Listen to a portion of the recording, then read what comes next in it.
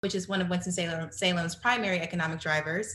But I do also have my own personal as well as business branding consulting company called 91 to Infinity. And we really just focus on taking brands to the next level. And I did go to school in New York City. I did my undergrad at St. John's University in Queens, New York. My bachelor's is in Spanish language and literature. So, the whole, nothing connects, but it does. Somehow it all does connect at the end of the day. But I also have my master's in business management from Wake Forest University. So it's really that thinking between the creative and the business mind that I would love to be able to share with you all today. Happy to be here. All right, Ashley, I'll hop in. I'm Rachel. I am in the Chicagoland area. I say Chicagoland because folks in Chicago get mad if you say Chicago and you don't actually live in the city. So Chicago folks, don't come for me. I'm in the Chicagoland area. My husband and I are the founders of a company called Foolery Inc., which is three key ways you can think about us. Most people know about us because we are the creators of a game called Trap Wars, the urban game night experience, which some of you experienced last night. And so we're the creators of a game called Trap Wars. We also have a game show production, which we did for you ladies last night. And so we partner with education institutions and corporations to host live game show experiences for them, which is everything right now because we know everybody's morale is low at companies, and we're looking for unique ways to connect online. And then our third tier is that we have an education institution. So we're really using our games as a tool to create, to cultivate and celebrate culture. And so we facilitate education around diversity, equity, and inclusion, and career management for our leaders of tomorrow. I'll jump in. Hi, everyone. My name is Savitra Wilson. I'm the founder and CEO of Resilia. We're a technology platform working across a dual-sided market. On one side, we service nonprofit organizations through a subscription-based product that essentially helps them manage their day-to-day operations as well as scale impact. And on the other side, we support funders. So everyone from Citibank to Oxfam America to United Way support not only how they give money, but track where the data information goes to when that money is dispersed. I'll go. Hi, everyone. My name is Adrian M. White, and I am a brand strategist, web designer, and marketing coach from Silver Spring, Maryland. And I own, or I'm the CEO of AMW Marketing Design, which is a boutique design firm here in the DC area and hopefully in the future beyond. And I specialize in helping women develop brands, websites, and processes that attract and convert more clients and grow six-figure businesses. Happy to be here today. Great. Well, thank you guys so much for introducing yourselves. We're going to jump right into the conversation. And so, in the world and even recently, I saw that Goldman Sachs had recently launched initiative around supporting Black women. We know that it's really important to support Black women, whether they're working in the 9-to-5 type of job or even entrepreneurs. We know that entrepreneurship is a way to build wealth. I'm so excited for us to jump into this conversation. And so could somebody share just like what made you start your business and go down this path of entrepreneurship? I'll go. Okay. So I have been an entrepreneur since I was a kid. Like, I grew up in a family of entrepreneurs. My dad is an entrepreneur, my brother and sister entrepreneuring, my mom had a business. So from a really young age, they just showed me examples of, how you could sell yourself, basically. So when I was a kid, I was selling like little arts and crafts things that I was making at school and at home. And later in life, it kind of blossomed into me just feeling, I guess the confidence to create businesses once I graduated from school. So I've created 4 businesses. And my first business was right after I graduated from school at Hampton University. I did like a little arts and craft kit company. Thank you for that. Anybody else want to share? How did you get started with your business? Hey, shout out to Adrian being from HBCU. We just did a game night for them the other day. I'll hop in on this question because I think I have a message for anybody who feels like all the stars have to be aligned for you to get started as an entrepreneur. I totally agree with Adrian that usually if you're an entrepreneur or even thinking about it, it's just who you are. You know, it's in your spirit. And you know, my story is a little different because you know, I didn't start my business in a time of celebration. It actually was one of the worst seasons in my life. My husband and I actually lost the first daughter that we were expecting. And I was so far along in my pregnancy that I still had to go on leave from work because I still had to go through the birth and process. And I'm sharing that because I never actually even thought about it until you know we were sent that question of what made me start. And so being on leave, I had to go on leave for about 3 months from work, and that's the first time I ever had a break from work. And I've been working since I was like 15, you know, with you get the permit and do all that, but that's the first time in my entire life, y'all, that I wasn't working. And I realized, you know, like I didn't really hear from my coworkers, and I just was reflected on my life. Like I spent all this time at this job, and these people, like, you know, not they don't care about me, but you know, if I can't work for them, they don't care about me, and I don't care about them that much because I didn't really miss them, you know, other than, you know, my work besties. And so I'm saying all that to say that you know, I just feel like my story has come full circle because of that traumatic event that I went through. And I should give context that the reason that we had the thought of starting a game company, because the thing that helped us to get through that season, if you've ever gone through like a traumatic event, you know, people don't really know the right things to do or to say. Maybe there is no right thing to do or say. But when we were playing games and, you know, getting petty on spades nights, like I just felt like a normal person. And so that exposed me to the power of play. And so I was, the thought I didn't finish is I just feel like my story has come full circle now because of what I went through. We started this game that at this point has been played with, you know, tens of thousands of people. And so my hope is that I've been able to bring that same relief, especially in the midst of the pandemic. Maybe some, you know, even if it's just for a brief moment, but bringing somebody some peace of mind, a reason to laugh, a reason to connect with family and friends. And so I guess what the long-winded way of what I'm saying is that sometimes the challenge or the struggle that you experience is the thing that you need to push you into what you're supposed to be doing.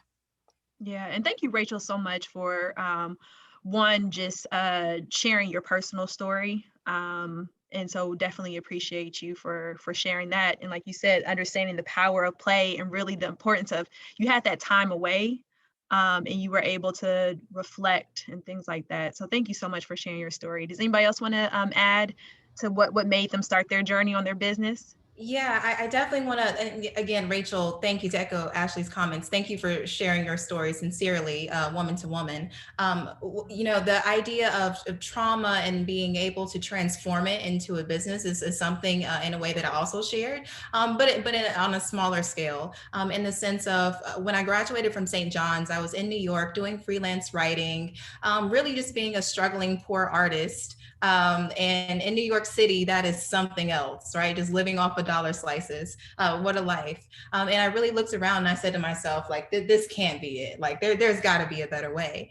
And I asked myself, how do I monetize my passion? And that's what I really, I'm saying this to say.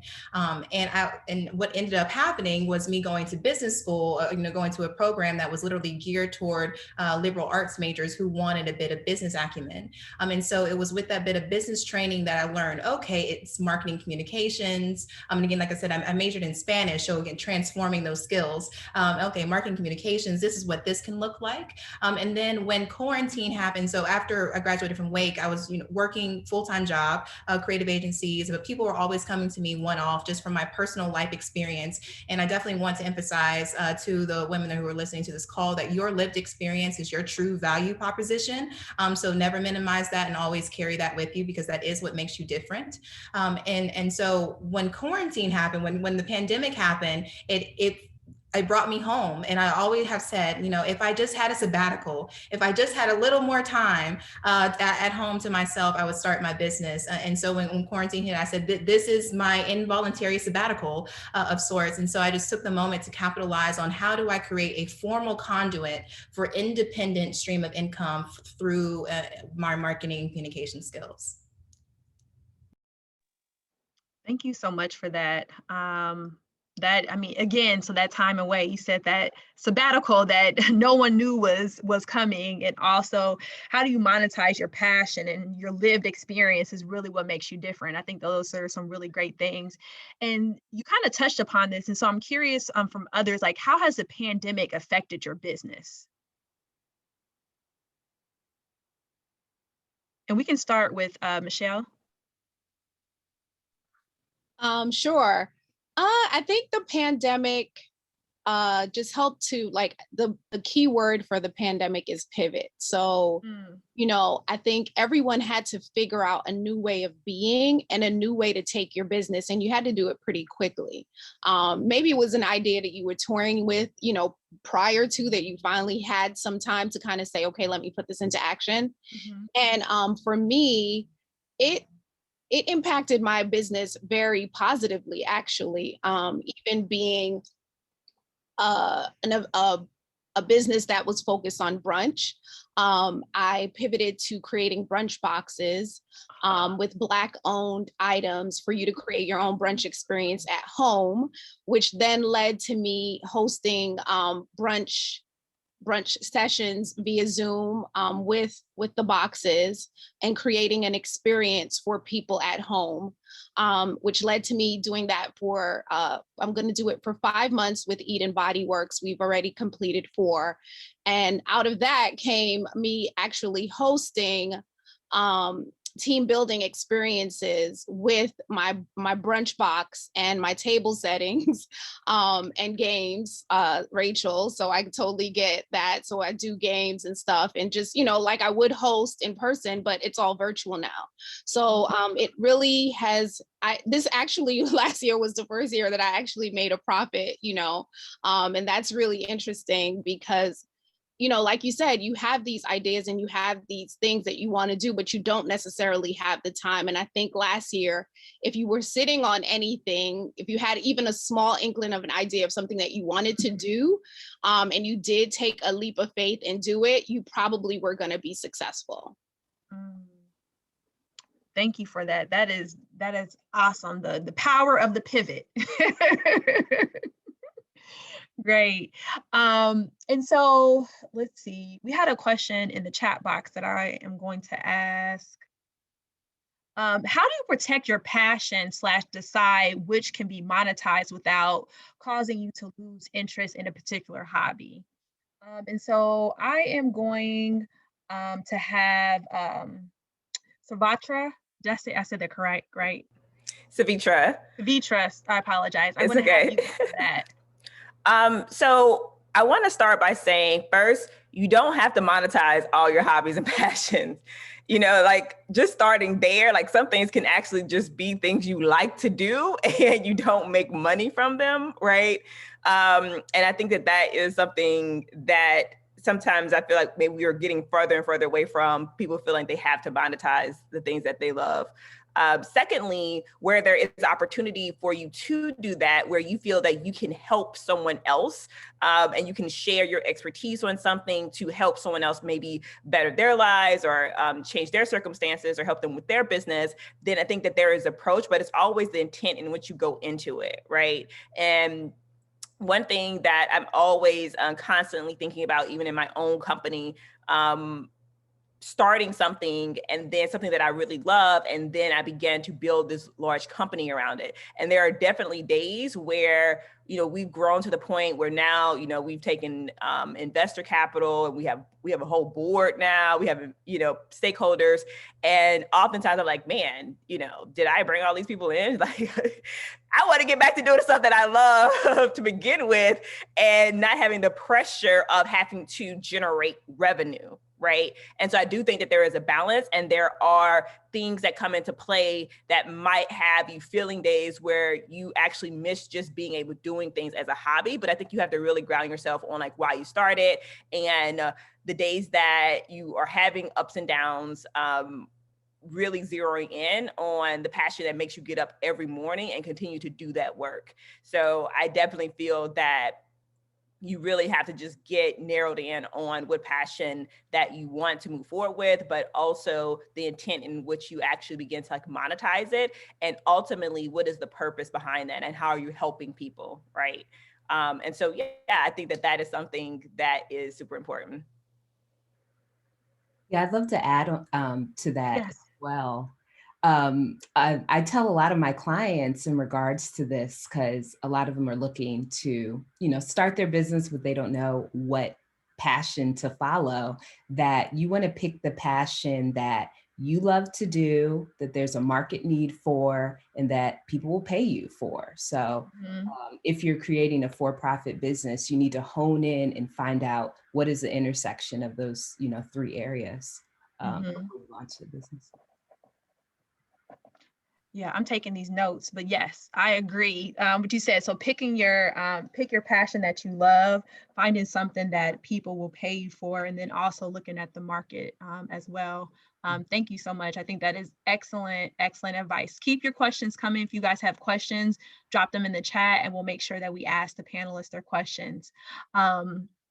Tell me about a recent challenge you experienced and what it taught you. So we talked a lot about COVID already. It could be COVID related or just something in general. But what was that lesson learned that you learned in that challenge? I'll kick this question off because I recently, this is like within the last 2 weeks, I had a situation happen. Sorry if you hear some background activity. I have family in town, and it sounds like my daughter is downstairs. She's too not letting her dad be great, but maybe it's good for you to hear it so you can hear. You heard my story earlier, so my story has come full circle in more ways than one. But like back to the question at hand. So the challenge. So recently I had a staff member who left completely unannounced. And so, which doesn't probably sound like a big deal to you, but we are a small but mighty team. We have my husband, I have a business partner, and then we have a couple contracted staff members. And so, but I'm sure it was a big challenge because she had she played a really big role. And so the way she left, even though it's business, I couldn't help but take it personal because we're a tight knit group. We talk all the time, and it's like she went on vacation. I kept saying she corporate me, right? This is how you leave a corporate job. You leave, you take some vacation and you leave unannounced. But it was a very important lesson that I learned here after I was able to kind of, I was able to process what happened here. One important lesson is basically you have to be prepared for people to walk away or move on to other projects at any point in time. I know, I think I always knew that my team people would leave, but maybe not so quickly. So it's important to be prepared. But then the other piece, I use the opportunity as almost like a teaching lesson or a conversation, because our business is our baby. And so, so since I was offended, I could have gotten petty, right? Deactivated her access to everything and just didn't have, any further communication. But sitting down, talking to her, I realized the reason she didn't say anything sooner is because she was so overtaxed, and she didn't want to leave us because she loves the organization so much. And she wanted, she had some good reasons basically for doing things. I still think it could have been done better, but I think there is so many lessons here because I think sometimes in the world of business, when somebody offends us, our first inkling is to handle it like how we would on the street or with friends or family. And that could end up shooting us in the foot. And so, I went back, I had a conversation with her, and she was able to help us to close some things out and so that it was more smooth. And so I'm just sharing that as a message, I guess, for anyone who sometimes it finds it hard not to, quote unquote, I call keeping it real in the workplace or in a corporate setting, that sometimes it can work in your favor to be, to be patient with folks. Yeah, thank you for that, Rachel. Anybody else want to add a challenge that you've experienced and what it taught you? I'll say this because I see someone has a question about corporate America and leaving corporate America, which means that they're still in it. And so considering that one of my feet is still halfway in corporate America, I do want to share this bit of a story. So here in Winston-Salem, the Innovation Quarter is literally a space, and we house the Occupy Winston-Salem movement. And so literally all of the systemic issues that just came to our front door. And as the only Black person, only person of color even on the Innovation Quarter leadership team, they all kind of like looked at me like, what do we do? And this summer, I would say this summer was very, very difficult, very difficult. I don't think I can say enough about how difficult it was, but what came out of it was, money going to the right organizations, spatial justice, for larger conduits, for long-term strategies, all those sorts of things that we would want. And so actually a couple months ago, the institution that I work for, the health system that I work for, actually awarded me with the Inclusion Award for those efforts. But in the midst of those things, I was like, I almost quit my job many a days. But I just want to encourage people who are in those spaces and who are the only ones to say that, like, you are in those spaces for a reason, and use your platform and your position with purpose.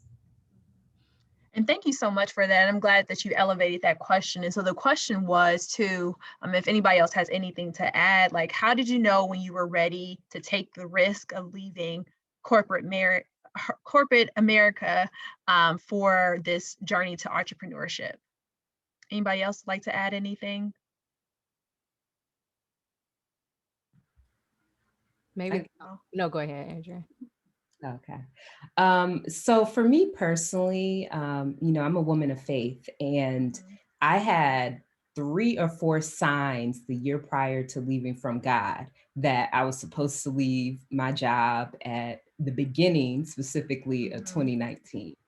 And I think all of us are probably a little bit hard-headed, especially when you're trying to, you feel like there's a sign that you're supposed to leave a place where you're making good money to go on your own to, basically the wilderness. You don't know what's going to happen. So I had those signs, and I think I had 3 or 4 signs because I was like, no, it's not my time. I haven't paid off this.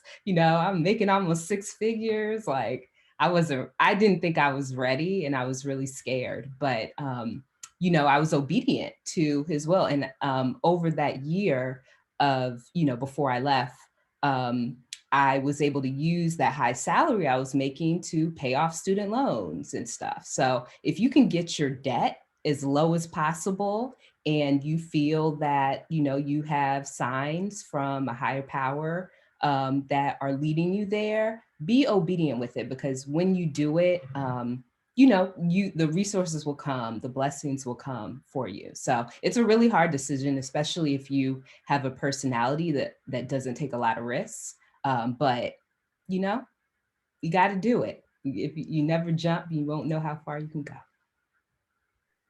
Yes, thank you so much for that. Anybody else want to add to that? Okay, so we had a question from the comment section around, for service-based businesses, how did you decide when it was time to hire, and who was your first hire?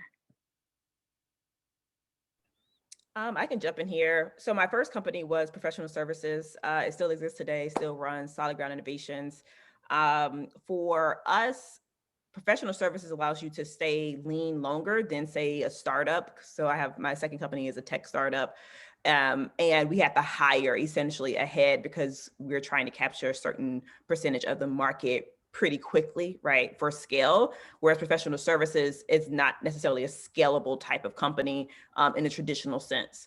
And so for me, once I've started had contracts rolling in and I no longer had the bandwidth to actually service those customers in a way that was conducive and aligned to our scope of work and the timeline, that's when I began to hire someone. My first hire was what I would consider like a generalist. And this was someone that could really carry a lot of hats, wear a lot of hats and do a lot of things. And most importantly, if something needed to be done, they could figure it out. Like sometimes you hire people and they're waiting for you for the next thing. They're waiting for you for the next thing, for the next thing, for the next. And you're like, okay, I have all this on my plate. Figure it out. What did you for? I need for you to figure some of this stuff out too, because we're all in this thing. You know, we're all building something from the ground up. So definitely, when you feel like your capacity level is running at zero, when you feel that you could bring in more opportunities if you had another additional hand and help, and you can go out and find someone that adds value and increases your capacity, increases your knowledge base, your capabilities, all of these things. That's essentially who you want to have as your first hire. Other than that, most people will hire like an assistant, right? So assistant taking off things, small things off your plate, where thus it just elevates your capacity to be able to do more client work is the other route as well. I think I'll also jump in and say my business is obviously not it's a business, but it's a little bit different. And I think I am at that point right now where hiring, someone is necessary, but it's more so like I still do everything. I wear every single hat in my company, down to packing the boxes and taking them to FedEx. But I think, as I look at my company and my brand and what has happened is, while I'm doing those tasks, I don't have an opportunity to pursue new opportunities. And so that is important when you're looking at your plate and you see, okay, I have these great opportunities and I will, eventually get paid. And I eventually, word of mouth, you can rely on word of mouth of people to like say, oh, hey, Brunchnisa has this service. She does this, she does that. And of course, social media. But if you want to, get more contracts and more visibility, I think you should kind of start to think about that in that sense. Like, how much can I do on my own and how much more could I have if I had more people on my team? And how much of this, taking this off my plate, will allow me to grow and scale. So like, that's exactly where I am now, where I'm like, okay, you can't do this by yourself anymore. It's just, you're just not going to get anywhere. You'll do great with the things you have, but you won't elevate. And I think that's a conversation that you have to have. And when you start to have that conversation, I think it's important for you to kind of go through your daily task and see what is taking up the most of your time every day. Are you, negotiating most of your day? Are you packing like for me, is it packing boxes? Are you calling suppliers? Like, what are you spending the most time of your day doing? And then that thing, if you could give it to someone else to do while you focus on things that are more important, I think you just have to really have a holistic view on your business. And if you are doing everything like I am, then you can definitely see where help would be necessary. Thank you so much, ladies, for that. We had a follow-up question too. Before you hire, what steps did you take to increase your executive function or your management skills? So can I just add one thing go ahead. On that comment? So one of the most impactful things that you can do right starting out professional services is get your invoicing right. I feel like particularly small businesses, startup businesses, because we're doing so much, we can forget to invoice on time. We can mess up our invoicing where we're not billing enough, where we're missing things in our invoice. Or we're like, oh, okay, we got invoices and now we're behind, right? Because cash is king in any business. And you really have to like nail your invoicing. So when you think about the executive function and management skills, if you can take care of your finances, particularly understanding how much cash flow you need in your business so your business can continue to float and continue to hire people, et cetera. It's probably one of the most critical portions of your business, because paying people and payroll and having to, you know, keep your business afloat and have cash flow is probably one of the number one things that kills small businesses and why most people can't make it to their 5th year. And I know we already spent so much time on this question, but I just have to echo what Savitra is talking about right now, because there's a lot of celebration behind the fact that more Black women are going in business than any other time in history, but not enough conversation around what it takes to maintain that business. And people aren't talking about the fact that it's a crazy number, like 80% of Black-owned businesses are failing within the first 18 months.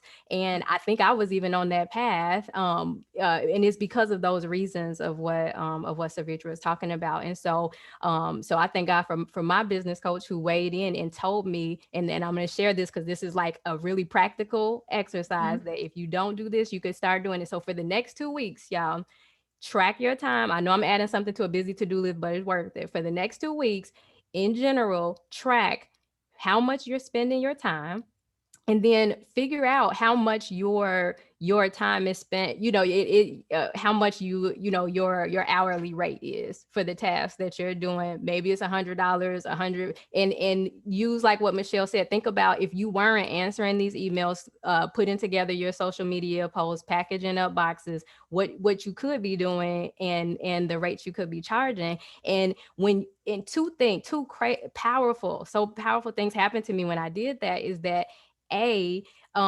realized how I was shooting myself in the foot by spending all my time doing these administrative things. But then it also gave me the confidence to charge my worth. You know, I think that's a struggle for a Black woman in business. Even when you know you have a great product or a service, we're constantly sent a different message. And so I think when I saw, like, man, like this is really like what I'm worth without question, I was able to drop those invoices without questions, or negotiate, or walk away because people will ask you to do stuff for free if they don't look at you in a as a true business. And so so sorry, Ashley, but I just felt like what Savitra was saying was so important that I wanted to give just an easy, practical exercise that you could do to help you in making sure that you have your service prices set right, and that and figuring out how it could make sense to expand your team and get some help. Yeah, no, I think that was excellent. And that really ties into another question I have here around what resources and best practices do you all have for budding entrepreneurs? And I think that the tips, Rachel, that you just shared around like tracking your time is really important. The other tip that was shared around really kind of making sure that you have your invoices and everything done correct. And so what other tips do you guys have and other resources you guys have for people that are looking to get on this path, already on this path, trying to take their business to the next level, which you all shared can be very tough. So what other tips and resources do you guys have for people? I'll take that one. I think something that we don't talk about enough is mental health and running a business. I think that as you become a business owner, it's a relationship that you have with something, just like you would have it with a person. And so a lot of issues that you may have in your personal life will definitely show up in your business. And if you have, and I'm going to be specific, like if you have any insecurities, or if you have any boundary issues or any of those things, they're going to show up in your business, right? And how you relate to your business. And it's really important to make sure that one of those bills that you have for yourself is a mental health professional. I see it. I know it to be true for myself. Because you're going to block a lot of things if you don't deal with those issues. And that's going to look like missing out on money, or not asking for enough money, or, doing too much for less. It's just really relational. And I think we should talk about that more. We don't talk about it because I don't think we really understand how intertwined those relationships are, and what you tell yourself, and, just the imposter syndrome. I mean, so many things come up that you think you covered that, or I got over that already. And then here it is showing up big and bold, like, well, you charge for this, but you should have charged for this. You're underestimating yourself. You don't know your worth. And so I think that is definitely the number one thing that I've witnessed as a business owner and an entrepreneur. Definitely put that person on payroll first, foremost. It's super important. All the snaps to that. Thank you so much. That was an excellent point. Anybody else want to talk about? And I know that we just dropped some links to resources to folks. Yeah, I dropped the link called founderlibrary.com, and you can essentially search any topic that you're interested in, and something will pop up. And so say if you're hiring, for example, it'll show you essentially from like A through Z what your hiring process should look like, and like onboarding. Now, obviously you have to customize that to yourself, but it's a great space, and a lot of my founder friends use it. Perfect. Thank you so much for that. Adrian, were you going to jump in? Yeah, I had a few tips or resources. So specifically, if you're interested in going, can you still hear me? Yeah, we can hear you.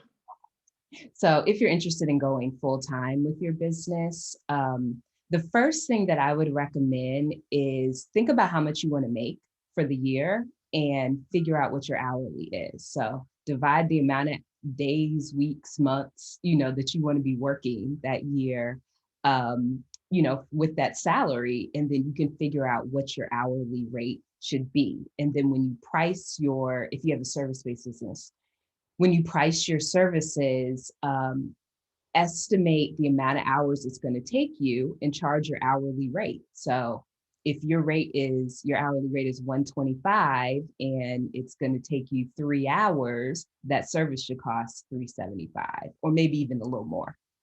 So that's the first thing I recommend, because if you price your services right, you will be able to financially afford to go full time a lot sooner than the culprit of a lot of entrepreneurs, especially women, where we just charge too low.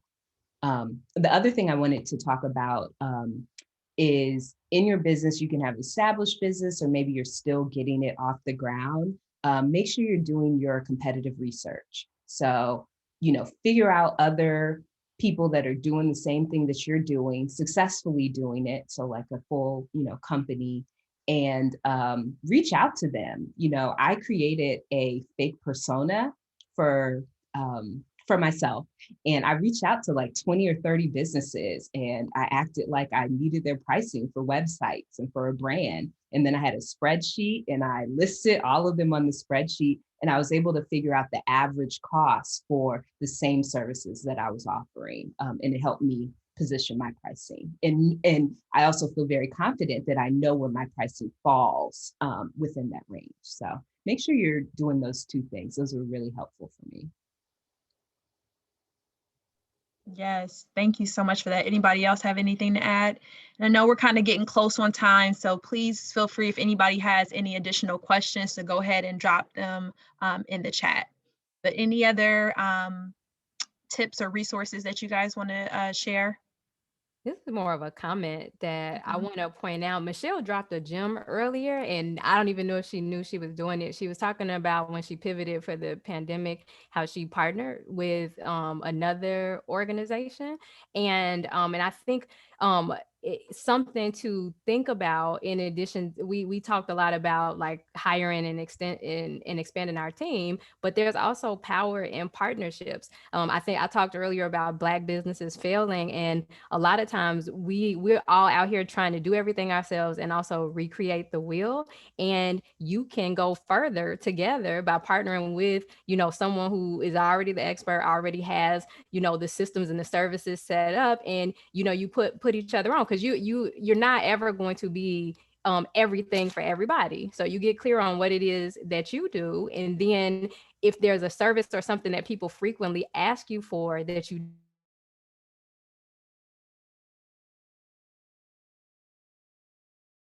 to send them your way, and vice versa. And so, you know, partnerships. And then when the people who you partner with, when you are making them referrals and you're bringing value to them, they're going to start doing the same thing to you and bringing you up. And so I think it hasn't really come up, the conversation around that collective economics, but it's so important in our community. And so I just wanted to make that point. It was really Michelle's point, but she didn't emphasize it. So we in this together. So I wanted to drive. Yeah, I think, you know what, you're right. I didn't even realize that I didn't go into it. But one of the reasons that the brunch box was created was because a lady in North Carolina who I worked with in real life for the She Prevails conference in North Carolina. I did that the year before. I was there in person hosting it in real life. And so this year, when she realized that the conference was going virtual, she said, hey, I want you to create a brunch box. So of course, like that guy, I always wanted to do it, but she gave me the push that I needed to go ahead, and gave me the money. Let's be honest. Like, she gave me the money to do what I wanted to do. And so that's how it really, you know, got created. So thank you to Sabrina.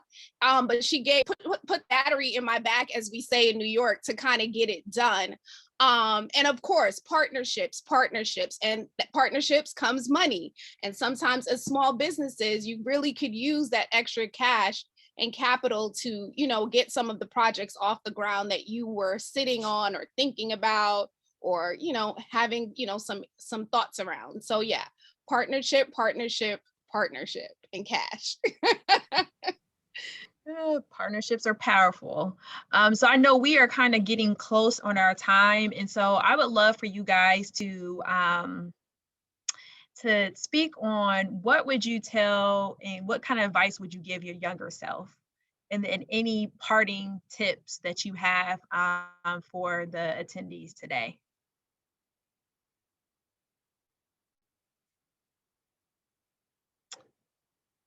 We can start. I'll pick. Okay, go ahead, Michelle. I'll go. I think it's really important to understand your journey. And it is a journey. It doesn't, like, now that you have this business, it isn't going to magically stop or end. But I think all the things that I was doing, I used to be like, why am I here? Like, I couldn't understand. I was folding shirts at the Gap. I was, you know, at Con Edison testing rubber gloves. I was like, I mean, I've done the range. I did Teach for America in Houston, Texas. Like, my life has had so many different pivots, turns, so many different experiences. And a lot of the times I would be in those experiences like, what am I doing here? Like, my mom did not come all the way here from the Caribbean for me to be doing, like, and I would be talking to myself about those things. But now that I have my business, I'm like, I use all of those things that I learned in those experiences. You know, when I was 14 or 15 years old working at Con Edison, and I was like, what am I doing here? Like, that was payroll, you know, or I learned about taxes and I learned about this. And, you know, when I was at Kate Spade, you know, putting boxes away, I was like, oh, you know, I designed my box after that. So every little thing you do, you may not see it initially, but it all comes together at some point. And I'm not saying it comes together perfectly in a bow, but a lot of the things that you are doing along the way, if you become your own boss, you will see how it's all interwoven and it all makes sense at some point, some crazy way, some magical way, it makes sense. And I think if you just take each journey as it comes and you just take what you can out of it and move along to the next thing, whatever it is, those things will really, you know, define who you are. Because again, all those experiences are the things that make you unique, and they give you a unique perspective that no one else has. And so I think, you know, just understanding and being patient with yourself, and just, you know, being introspective when you get that opportunity to do it, will really help you and be beneficial to you as an entrepreneur and a business owner. I think that's so true. I think I would echo what Michelle said, because I was thinking very much so in that realm of you have to keep going because you never know when that next door is going to open for you and completely change the entire trajectory of your business and what you're doing. You never know in that chance encounter, right? Someone's going to say, you should be doing this. And, you know, in fact, I'm gonna give you the money so you could do it for me first as your first test, right? And give you the grace to figure it out along the way. And so I do feel that a lot of people give up too soon. You know, particularly for me in my businesses starting out, there are many days where I'm like, okay, maybe I shouldn't be doing this, or maybe things aren't going to ever turn around. And one door at the next, one step after the next, things did. And once you start putting the right people around you, once you start getting information that kind of pulls together the needed resources that you really need to understand, like the mechanics of doing business, you really will see like growth. I do feel that oftentimes we just don't keep going, or we're not going far enough because it's that idea of instant gratification that we're not receiving. And, you know, it may be months, it may be however long it takes you to really begin to create momentum, but it really can happen. And I think that was the case for me with both Solid Ground and Resilia. And, you know, both of my companies are 7, 8, and Resilia 8-figure companies. And there were days where I was literally trying to figure out how I was going to make payroll, right? How I was going to, which bill I was going to pay today and which one I was going to push back. And so I think about like where I started and how far I have come on the journey. But had I quit too early, then I wouldn't have been able to reap a lot of the rewards of that grind and then that faithfulness to the journey and grind itself. Man, I gotta echo that.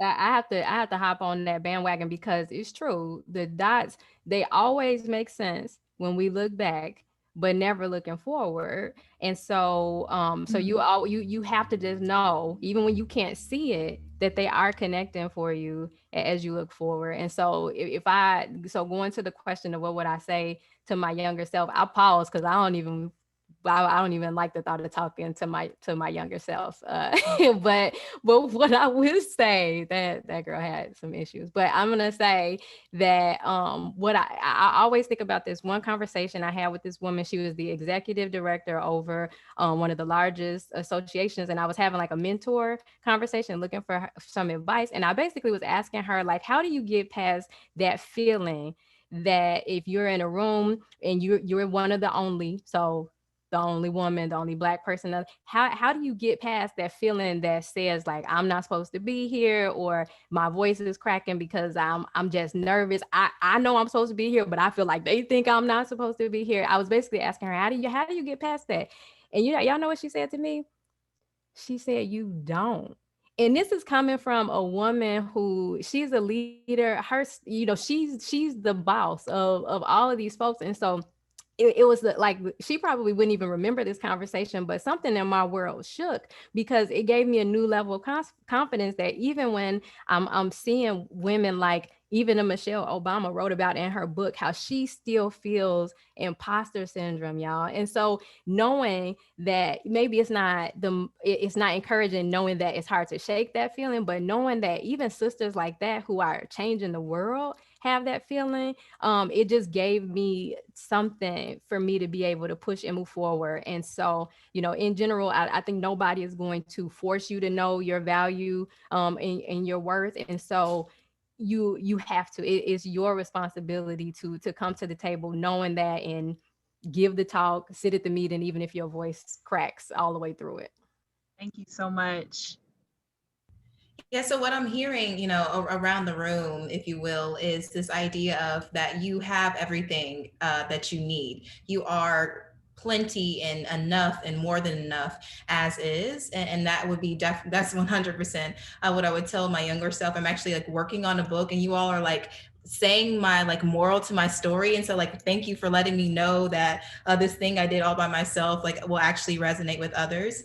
And really, when I'm looking too at this question of how do you keep motivated until you reach success, this is really where that whole passion and purpose and what's already in you really comes into play. When you are when you're making an impact, large or small, this is why I encourage people to think about a hyper local or a super local focus on things to begin with, so you can really see the results in front of you. But really, when you know that what you're doing is in line with your purpose, that's what's going to keep you motivated. That's where you're able to sort of dig up on that discretionary energy, if you will. And so that is why it is so, so important that your passion is in this business and you're not just doing it to do it. Because in those darkest of days, you're going to be the only one who cares about your business like you do. And you have to push yourself through. And it's through that passion that I found myself being carried through. Thank you so much. And last but not least, Adrian, you have anything to add? I would just say for my younger self, I think the biggest things were to, one, continue working on my passions. Like, I never thought that me designing MySpace pages and Black Planet pages in high school would turn into my career, now my full-time career that I love doing it every day. So don't sleep on those things that you just enjoy doing, continue to do it and develop it, take classes. It doesn't matter what society says, what your family says about what you should be doing, because if it's your gift and it's your passion, it's going to shine. So I would just suggest, pursue your passions. It can be a hobby to start, but never sleep on those passions. Yes. Well, thank you guys so much. I know Jasmine's like Sandman and me, like we on the Apollo, because I know we are definitely at time. But this has been an amazing discussion. I think that you all left some gems for people really to really reflect on the importance of really following your passion and figuring out what your purpose is, but understanding that you don't have to monetize everything. I think that's really important. Really understanding the power of partnerships and understanding that you don't have to do this alone, really taking the time to take an inventory. So inventory of your skills and talents, but then also once you figure that out, inventory of your time and asking for what you are worth. But the only way that you're able to ask for what you're worth is that if you've taken that time to truly understand. So I thank you all for taking time out today to speak with us. This was an amazing panel. You guys definitely left us with some gems, and thank you all attendees for joining us. And so thank you guys so much. We're going to head next into the thank you and music wrap up. Jazz, did I get that correct? Yes, we're actually going to head in there now because we're about to start, and I'm going to close this room. So thank you guys so much for attending. We're going to see you guys at the closing remarks. See you in just a second. All right. Thank you. Bye, y'all. Bye.